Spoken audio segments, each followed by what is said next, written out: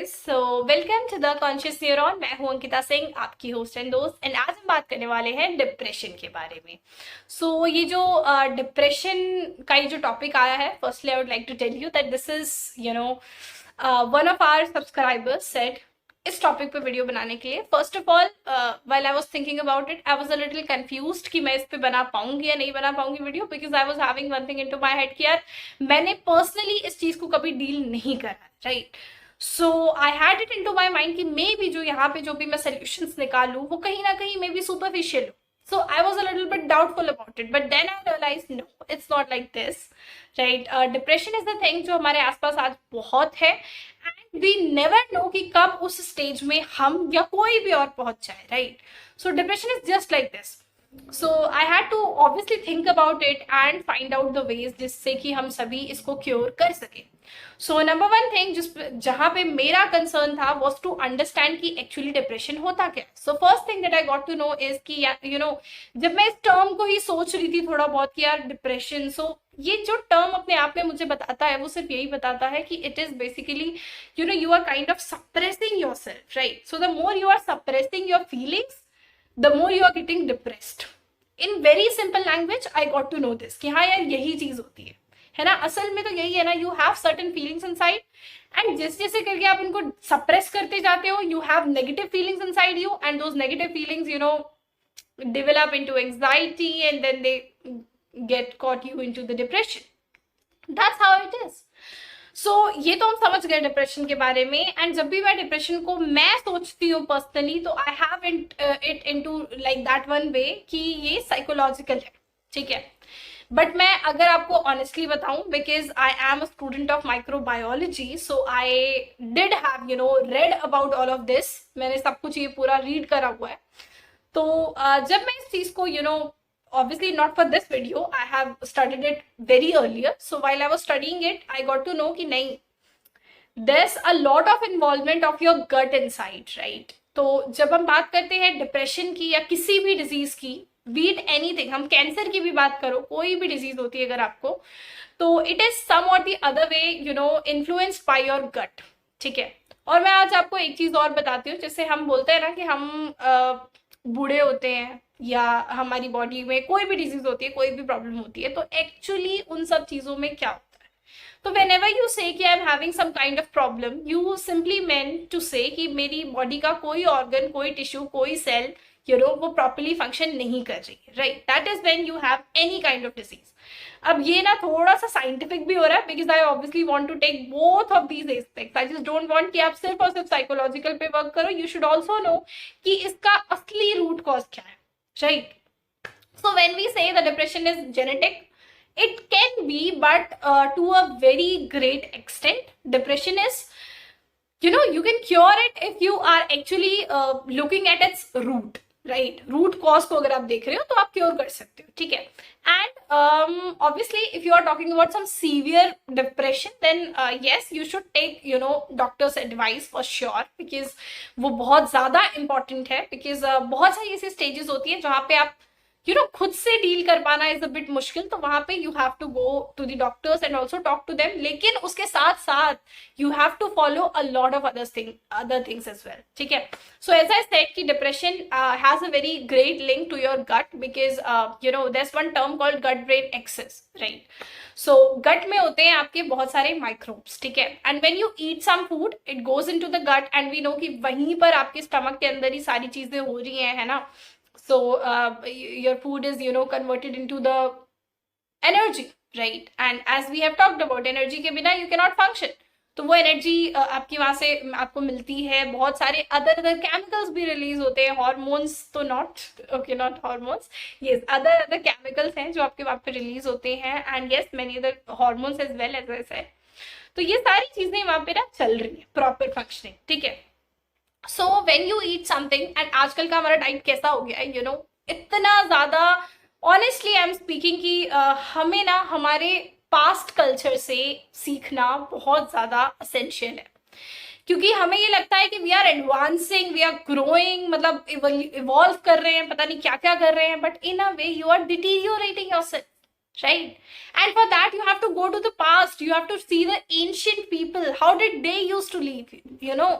आप उन चीजों को देखो कि भाई वो कैसे रहा करते थे, उनके खाने पीने का क्या तरीका होता था, एंड एवरीथिंग। आज आज यू नो हो क्या रहा है, हम साइंस में उन्हीं चीजों को स्टडी कर रहे हैं जो हमारा प्रीवियस चल रहा था, and we are finding out कि हाँ वो कितना ज्यादा अप्रोप्रिएट था। आजकल आप कीटो डाइट, फलाना डाइट, पता नहीं क्या क्या क्या चीजें कर रहे हो। बीइंग वेरी ऑनेस्ट, अगर आप अपने एंशियंट कल्चर को फॉलो करना शुरू करो, उसी तरीके से अपने फूड हैबिट्स को बनाए हम, तो जितने ये मोस्ट ऑफ दी प्रॉब्लम्स है वो सारी आपकी क्योर हो जाए, ठीक है। क्योंकि हम डिप्रेशन पहले तो नहीं होता था इतना, we didn't use to talk about it so much, right. I am not saying कि बिल्कुल होगा ही नहीं, मे भी थोड़ा बहुत हो, बट इतना प्रेवलेंट तो ऑब्वियसली नहीं था। So what is the reason behind it?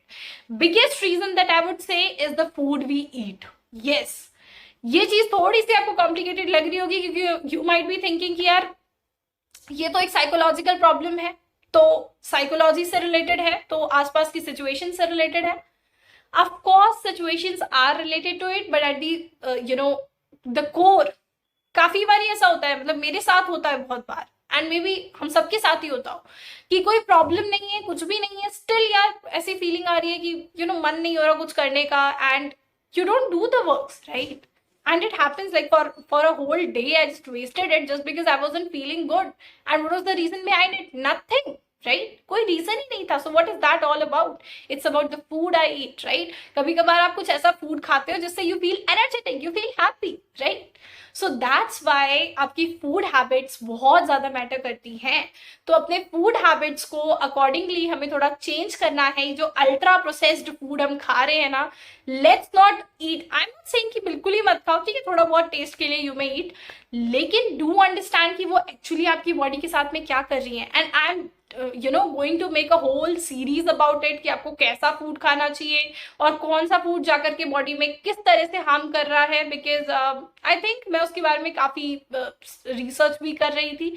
So when I had it as a topic, I thought it's the best way to get with it. तो ठीक है, वो सारी सीरीज आपके पास आएगी, बट फिलहाल के लिए I would like to only tell you one thing कि ये तो हो गया आपको कि हाँ आपको अपनी फूड हैबिट्स पे ध्यान देना है, how are you eating, because it is very important. And apart from this then comes your psychological thing. And as I said, आप जब मेडिकेशंस भी लेते हो तो मेडिकेशंस आर डूइंग व्हाट, है ना, क्या है मेडिकेशंस? दे आर समथिंग जो आपकी बॉडी में हैप्पी हार्मोन्स रिलीज कर रहे हैं एंड सैड हार्मोन्स को कहीं ना कहीं वो ब्लॉक कर रहे हैं। This is basically what they are doing, right. तो आप समझो कि वो चीज आप खुद से भी तो कर सकते हो ना, क्योंकि पहले तो बॉडी खुद ही कर रही थी ना। व्हाट हैपेंड सडनली जिसने इस प्रोसेस को ब्लॉक किया, right? And that, as I said, is obviously your food habits. They are going to matter a lot. And yes, some may be the genetic as well. तो genetic वाला भी हो या जो भी हो, बेस्ट तरीका is to work on your self, right. And वो एक ऐसी चीज है, मैं साइकोलॉजिकल एस्पेक्ट पे बिल्कुल जाना चाहती हूँ, but I do know one thing कि psychologically you can work only when you are ready to work about it. Doesn't matter मैं क्या बोलूँ यहाँ पे, अगर आप समझने के स्टेट में हो, अगर आप समझना चाहते हो, अगर आप खुद को बदलना चाहते हो, only then you will be changing yourself, right. Obviously we all can cure and prevent depression, and for that जो मुझे सबसे ज्यादा बेस्ट तरीका लगता है, आई सेड आप ऑब्वियसली आप मेडिकल टर्म्स में we can obviously take the help of doctors for sure, and अगर सीवियर कंडीशन है तो we should for sure go for it. But at the same time I would like to say food habits हमारी बहुत ज्यादा matter करती हैं। Exercise, the kind of lifestyle we are having matters a lot, क्योंकि अगर आपने अपनी lifestyle को उस तरीके का रखा हुआ है जिसमें you are giving certain time to yourself, कि आपने एक टाइम फिक्स करा हुआ है कि इस समय मुझे मेरे साथ में रहना है, ठीक है, I have to do these things in to that particular way, then it's going to help you out, ठीक है। और भी बहुत सारी चीजें होती हैं, जैसे कि when you follow any kind of spirituality, like for me spirituality generally means to get connected to yourself, right, and you can do it through any way. मतलब अगर आप जिसको भी आप सुप्रीम मानते हो, आप उससे कनेक्ट करना चाहते हो, तो in that process you actually get connected to yourself. So for that you may do, अगर आपको पूजा करने में एक इनर पीस मिलती है तो गो फॉर इट, अगर आपको म्यूजिक में इनर पीस मिलती है तो गो फॉर इट, ठीक है। Maybe you'll get that inner peace in dance, maybe you'll get that inner peace in painting, in any other thing, may be in writing. तो वो जो भी चीज है उसको ढूंढिए एंड उस चीज को फॉलो करिए। बिकॉज सच्ची बोलूं, जैसे होता है ना, आई एम सेइंग कि आप ओपन अप नहीं हो पा रहे, ठीक है, and if you are depressed, you have suppressed yourself and आप ओपन अप नहीं हो पा रहे, तो अगर ओपन अप होना है तो उसके लिए क्या करना है? मतलब एक होता है ना कि यार बहुत शिकायतें थी लेकिन अब नहीं बोल पाए, तो अब क्या फायदा, अब वो कहाँ जाए, ठीक है। तो you can just explore that, और यू कैन जस्ट आप उसको ओपन अप कर सकते हो in the form of any of the art, right? maybe in the form of a painting, maybe in the form of a Shayari, writing, anything, जो भी चीज आपको पसंद है, जिसको करने से वो जो एक बर्डन आपके ऊपर है वो रिलीज हो जाए। सिर्फ ऐसी कोई एक चीज आपको ढूंढनी है फॉर योर सेल्फ, राइट? उसके अलावा जो मैं कहूंगी वो मैं यही कहूंगी कि आप भागवत गीता को फॉलो करो। And why am I saying this? Not because I am a Hindu, no, I am saying this because I have actually read this book in terms of a book only, right? I am not totally relating it with God. Of course we all know कि अगर आप एक book को read करते हो तो आपको उसको लेकर के बहुत डेडिकेटेड मैनर में रीड करना होता है कि किस तरीके से आपके अंदर मतलब वो उसकी सारी चीजें जानी चाहिए, उसका एसेंस जाना चाहिए। तो आप अगर भागवत गीता को उसके एसेंस को समझने के लिए रीड कर रहे हैं तो you will for sure get improvement in. तो वो एक चीज हमें करनी है। उसके अलावा अगर आपको लगता है देयर सम अदर बुक जो आपको हेल्प करती है in solving out your problems, in getting more connected to yourself, then do it. Meditation is the best way, I would say. उसके अलावा मतलब सी होता क्या है, डिप्रेशन इज समथिंग जो एक तरीके से मैं कहूंगी ओवर थिंकिंग ही है, ठीक है। You over think about certain things and वो इस लेवल पे चला जाता है कि फिर आप सोच ही नहीं पाते हो कुछ और कि कैसे अपने आप को बेटर बनाए, उस तरफ आपका ध्यान ही नहीं जाता। तो for that you need some break, right? लेकिन वो ब्रेक क्या होता है? वो ब्रेक आप बॉडी को तो दे देते हो दिन भर सो करके, लेकिन you never give that break to your mind, because even if you are sleeping you have those thoughts into your head.